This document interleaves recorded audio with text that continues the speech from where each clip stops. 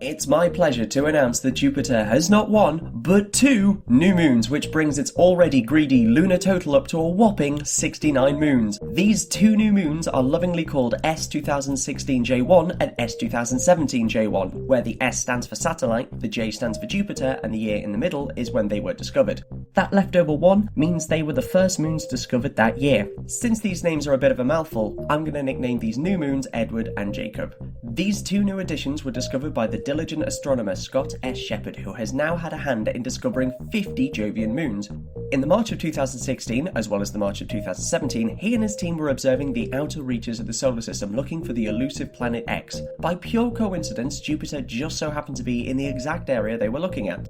So they figured, may as well take a look-see while it's there. During their study of the Jovian System, not only did they find many of the moons that Scott had previously spotted, but they also discovered these 2 brand new moons. Now you may be asking, if one of these moons was discovered over a year ago, how come I'm only finding out about it now? This is because these 2 new moons have only just been spotted for a second time. You see, when you think you found a moon, you measure its orbital characteristics along with its current position. You then wait a little bit, and after a while, you figure out where the moon should be based on the orbital stats you collected when you first found it. If the moon is where it should be, then congratulations, you've discovered a moon! Yay! Not only does this prevent the same moon being rediscovered over and over and over, it's just good science, yo. So what do we know about these moons? Since Edward and Jacob are only a couple of kilometers across, both these moons are really quite tiny, especially when you compare them to the Earth's moon, which is 3,474 kilometers wide. Given how small they are, not much is known about their physical makeup at this point. However, by simply looking at their orbits, we can certainly learn a lot. Edward has a somewhat oval-shaped orbit, with an eccentricity of 0.14 and an inclination of 140 degrees from Jupiter's orbital plane. For comparison, the inclination between the moon and the Earth's orbital plane is only 5 degrees. On average, this little moon is just over 20 million kilometers from Jupiter and takes 1.6 Earth years to complete an orbit around the planet.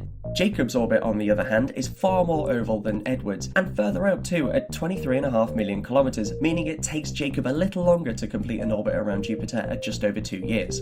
Like most of Jupiter's smaller moons, these new additions are in what is called a retrograde orbit. This means their orbit around Jupiter is in the opposite direction to the planet's axial rotation. Plus, they both have an orbital inclination above 90 degrees and are both quite far away from Jupiter itself. These 3 features are hallmarks of captured moons. This means it's highly likely Edward and Jacob formed elsewhere in the solar system and got caught up in Jupiter's gravitational pull as they were hurtling by. So when will they get their names? In about a year or so. The discoverer, Scott Sheppard, needs to suggest some names to the International Astronomical Union, also known as the IAU, who will then debate if these names are appropriate or not. If the name gets the all clear, then we can expect S2016J1 and S2017J1 to be named in the next 12 months. Like the other moons of Jupiter, they will be given a name from Greek or Roman mythology, most likely one of the many lovers of either Zeus or Jupiter, although they should totally go with Edward and Jacob. Much like computers, telescopes are becoming ever more powerful, efficient, and cheaper as the years go by, meaning this is going to be the first of many new moon alerts.